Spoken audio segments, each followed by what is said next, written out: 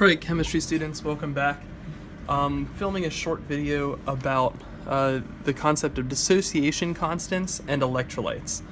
So, for dissociation constants, what we're talking about is each chemical has a certain propensity for either remaining together as it is chemically bonded or splitting apart into its components. And the dissociation constant, which is signified by the letter K, shows how readily a large chemical will decompose into its components. So if we have a large dissociation constant, that chemical will dissociate readily into its components. For instance, if we have hydrochloric acid, when it is put into aqueous solution, will readily split apart into its component ions, into H plus and Cl minus. So when you put hydrochloric acid in water, you have very few actual hydrochloric acid molecules remaining. It almost entirely splits apart into H plus and Cl minus. That's not true for every compound, and the point of dissociation constants is that different compounds do this falling apart process at different, not necessarily different rates, but are more or less able to do it. So in contrast to a large dissociation constant, if you have a small dissociation constant, that chemical will not dissociate as readily into its components. And that would signify a weak acid or a base.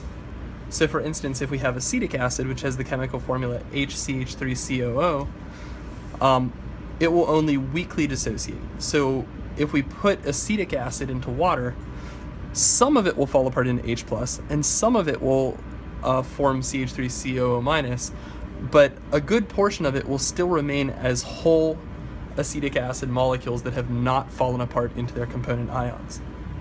So, what we know about dissociation is that most ionic compounds, most binary ionic compounds, will have large dissociation constants. So when you put an ionic compound into water, it will very frequently completely dissociate into its component ions. We know this from working with our metal salts. We saw that they were all mostly very soluble in water. So the other concept to tie into this dissociation constant talk is the concept of electrolytes and what an electrolyte is. So an electrolyte is a chemical that releases ions when dissolved in an aqueous solution. So if you put an electrolyte into water, if you dissolve it, it will split apart into ions, and those ions are what allows the water to have the property of conducting electricity. So there are three different types of electrolytes, or three different qualities of electrolytes that we'll talk about, and you'll need to know what they are and what the differences are between them. So the first class of electrolytes is a strong electrolyte. That is one that would completely dissociate into its component ions when it is dissolved in water. So for instance, if we take sodium chloride, which is table salt, and we put it into water, almost immediately upon hitting the water, that sodium chloride will split apart into positive Na+, which I've labeled in red here, and negative Cl-, which I've labeled in green. So once this goes into solution, it will completely break apart into its ions, and then there are a lot of ions in order to carry electricity throughout this solution. So if we were to hook up a battery to this solution, or some type of electric current, this is the symbol for a battery, it would strongly conduct electricity. If some examples of strong electrolytes are hydrochloric acid, sodium chloride, sodium hydroxide, and as we said earlier, most binary ionic compounds will do this when they're put into aqueous solution. They'll completely split apart into their positive and negative ions. By contrast, we have weak electrolytes, which are ones that have small dissociation constants and will only partially dissociate when they're put into water. good example of this, the usual go-to example for this is acetic acid. So HCH3COO. So a hydrogen attached to the acetate ion. When acetic acid is put into water, unlike sodium chloride, some of the acetic acid will remain as whole molecules, which are pictured here, here, and here.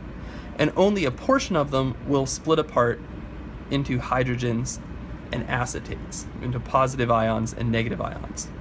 The end result is that you have significantly less ions in this solution than in this solution, even if you add the same amount of acetic acid as you did sodium chloride. You have much fewer ions in this solution than in this solution. That means that this solution will not be able to conduct electricity as well. You'll be able to pass less electricity through this easily because there aren't the ions in order to carry that electrical charge. So this would be an overall weak conductor of electricity. And then the final type of electrolyte would be a non-electrolyte, which would be a compound that when placed in an aqueous solution dissociates. It splits apart into components, but the components that it splits apart to are not ions. So for instance, if you have sugar molecules and you dissolve sugar in water, well, you can dissolve the sugar and it will split apart into individual molecules so that you will see that it dissolves, but those sugar molecules do not carry a charge and therefore they're not ions. So no matter how many sugar molecules you mix into this solution, there will be no ions to carry the electrical charge. And so assuming that there's only sugar in this water, you will not have conduction of electricity through this water. So these little hexagons here are meant to represent the individual sugar molecules here. And each of these sugar molecules is neutrally charged, does not carry an electrical charge. So a non-electrolyte may dissociate in water, but it does not create any ions when it does. So the go-to example that they typically do on the SOL for this is they'll say if you have solutions that are strongly electrolytic or weakly electrolytic or non-electrolytic, and you run a current through them and you place a light bulb in the solution. So we hook a battery up to this, we place a light bulb in the strong electrolyte solution, the weak electrolyte solution, and the non-electrolyte solution. What will happen?